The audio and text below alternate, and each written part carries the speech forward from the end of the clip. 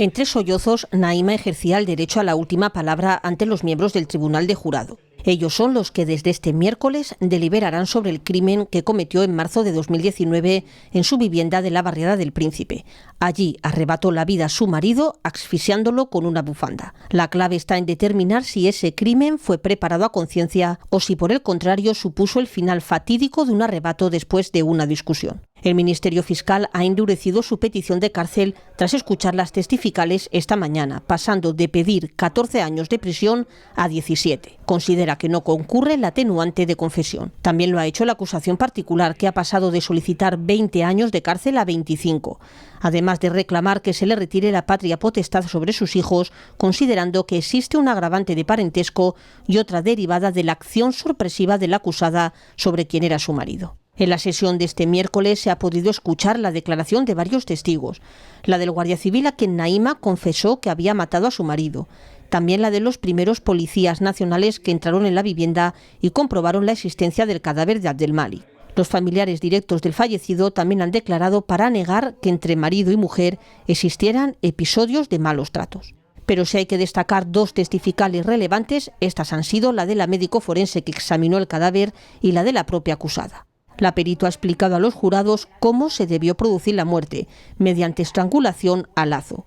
Una muerte homicida necesariamente provocada por otra persona y para cuya consecución hay que hacer fuerza. Unos segundos para provocar la inconsciencia y algo más para conseguir la muerte al no llegar ya oxígeno al cerebro. La acusada ha ofrecido una declaración confusa y llevada en muchas ocasiones por los nervios y las emociones. Se ha confesado víctima de malos tratos, aunque nunca llegó a presentar denuncia por ello, habiéndose casado con quien era su marido prácticamente por obligación.